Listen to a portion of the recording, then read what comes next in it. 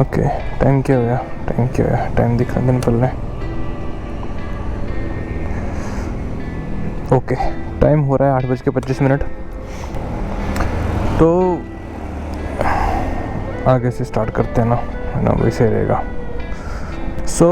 शुभ प्रभात और राम राम सबको। मेरे पास है KTM की ड्यूक 250। कल मैंने रिकॉर्ड करा लेकिन वो कुछ प्रॉब्लम आ रही थी, सिर्फ राइट साइड वाली वॉइस आ रही थी, लेफ़्ट साइड वाली वॉइस नहीं आ रही थी। मेरे माइक में थोड़ी सी प्रॉब्लम है। तो मेरे पास है KTM की 250 ड्यूक Gen 3 ओल्ड वाला वर्जन, जिसमें DRLs नहीं मिलते और TFT डिस्प्ले नहीं मिलता, ये नॉर्मल वाला डिस्प्ले है।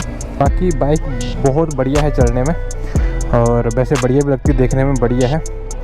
तो जो नया वाला वेरिएंट है उसमें DRL मिल जाते हैं और TFT डिस्प्ले मिल जाता है, और जिसका प्राइस बनता है 2,45,000 एक्स शोरूम, जबकि ये मुझे पड़ी थी 2,40,000 एक्स शोरूम, शायद हाँ 2,40,000 एक्स शोरूम पड़ी थी।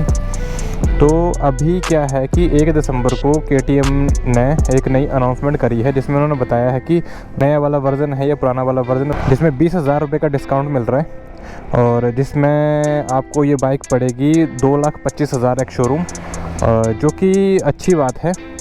और अगर पुराना वाला वर्ज़न भी बिकेगा, जैसे कि मैंने शोरूम पे पता करा था, तो उन्होंने कहा कि कुछ ज़्यादा ही इनके पास स्टॉक हो गया है इसका 250 का। 20,000 का डिस्काउंट दे रहे हैं और ये एप्लीकेबल सिर्फ दिसंबर मंथ के लिए होगा। बाद में शायद नॉर्मल प्राइस पे आ जाएगी ये, या फिर कम होगा या ज़्यादा होगा, एग्जैक्ट मुझे पता नहीं है। चाहे नया वाला वर्ज़न लो चाहे ये ओल्ड वाला वर्ज़न लो, दोनों ही आपको 2,25,000 रुपये एक शोरूम पे मिलेंगे। लेकिन पुराने वाले वर्ज़न में ये है कि उन्होंने बताया है कि 2 महीने बाद आपको ये DRL और TFT डिस्प्ले ये कंपनी की तरफ से मिलेगा। अब कितने चार्जेस पड़ेंगे या फिर चार्जेस नहीं पड़ेंगे वो चीज़ कंफर्म नहीं है, लेकिन हो सकता है या फ्री तो देंगे नहीं, लेकिन हाँ कुछ कम अमाउंट पे दे सकते हैं, वो कुछ डिस्काउंट पे दे देंगे, क्योंकि फ्री या फिर फ्री भी दे सकते हैं, क्योंकि सेम ही प्राइस बन रहा है दोनों का ही। तो एक्चुअल में मुझे एग्जैक्ट आइडिया नहीं है। और तो अभी फ़िलहाल मैं जा रहा हूँ ऑफिस। तो अभी जैसे ये है नॉर्मल वाला, अभी तक मैंने बाइक चला ली है 3279 किलोमीटर।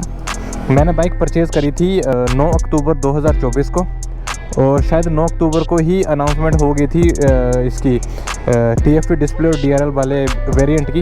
लेकिन उस टाइम पे मेरे को शोरूम की तरफ से बताया गया कि हो सकता है कि इसके जो अपडेटेड वर्ज़न है उसमें कुछ पैसों की कटौती करी जाए, उस चक्कर में हो सकता है कि कम क्वालिटी वाली चीज़ें लगाई जाए, लेकिन ऐसा कुछ हुआ नहीं है। सीट हाइट काफ़ी छोटी लगती है मुझे इस बाइक की, जो कि बहुत कम है। अगर इतना ही कर रहे थे तो दो वेरिएंट निकाल देते ना, जिसमें एक में सीट हाइट कम रहती है, एक में सीट हाइट थोड़ी ज़्यादा रहती है। एक्चुअली मेरी हाइट है 5 फुट 10 इंच और ये मेरे पैर दोनों ही बराबर नीचे आते हैं, लेकिन कई बार मुझे बहुत नीची फील होती है। और अगर सीट हाइट बढ़वानी हो तो सिर्फ 20 mm तक सीट हाइट बढ़ सकती है, उसके लिए अलग सीट लगवानी पड़ेगी।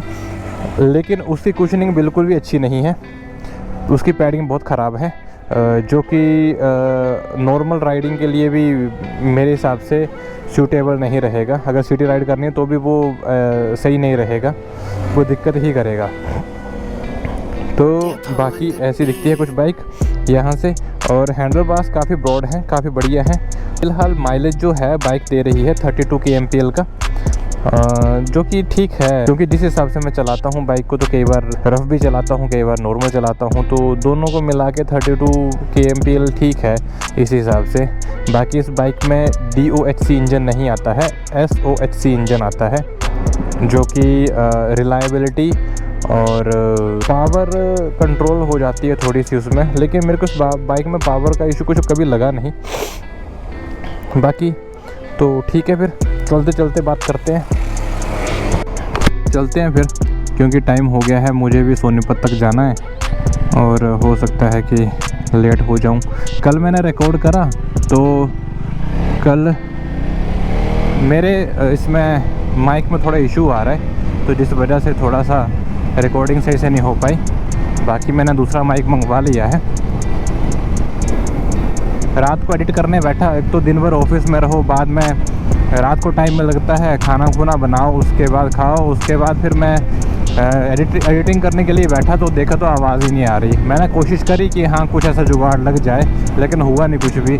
जब रिकॉर्ड ही जैसा हुआ है वैसा ही तो आउटपुट आएगा, इसलिए मैंने सोचा चलो ठीक है दोबारा से रिकॉर्ड करते हैं। टीआरएल्स में मुझे कुछ मज़ा नहीं आया, ऐसे ही शार्प लुक लगती है बाइक की और मेरे को बढ़िया लगती है ऐसे ही।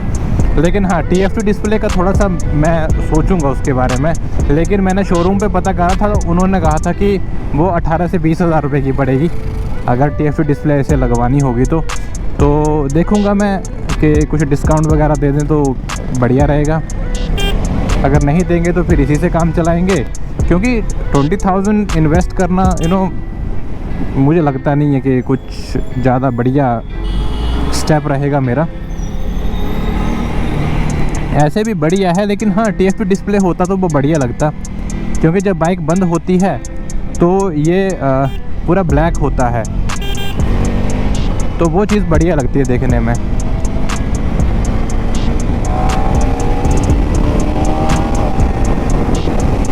पावर बहुत ज़्यादा है बाइक में, सेगमेंट पे है 250 के सेगमेंट में कोई इसको बीट कर पाएगी। नई बाइक आ रही है हीरो वालों की तरफ से 250 सीसी में, उसमें भी 30 PS की पावर है और 25 Nm का टॉर्क है, थोड़ा सा ही ज़्यादा है KTM में। तो ये 31 PS है, लेकिन टॉर्क दोनों में सेम है। बाकी बाइक बढ़िया है चलने में, ऐसी वैसी बात नहीं है, काफ़ी स्मूथ है और मज़ा आती है इसको चलाने में। गोली की तरह निकलती है, गोली की तरह। मैं हिमाचल गया था इसमें बाइक में और सच में काफ़ी ज़्यादा मज़ा आया था मुझे। मैंने इसकी बाइक की फ़र्स्ट सर्विस करवा ली थी 400 किलोमीटर पे, क्योंकि मेरे को हिमाचल जाना था, तो 1000 किलोमीटर मेरे जाते वक्त ही पूरे हो गए थे। तो जैसे RPM इसका 6000 RPM पे ऐसे लॉक्ड रहती है ये, बाद में इसके RPM खुल जाते हैं 1000 किलोमीटर के बाद अपने आप ही, इसमें कुछ करवाने की ज़रूरत नहीं पड़ती। मौसम काफ़ी बढ़िया हो रखा है, लेकिन दिल्ली में अभी सर्दी नहीं आई है। आज है 4 दिसंबर, लेकिन वो ठंड वाली बात नहीं है। बेसिकली मैं हिमाचल से हूँ और घर में बात करी मैंने मम्मी से, तो मम्मी कहते कि यहाँ काफ़ी ठंड हो गई है, सुबह शाम काफ़ी ज़्यादा ठंड लग रही है। मैंने कहा इधर तो नहीं हो रही ठंड इतनी।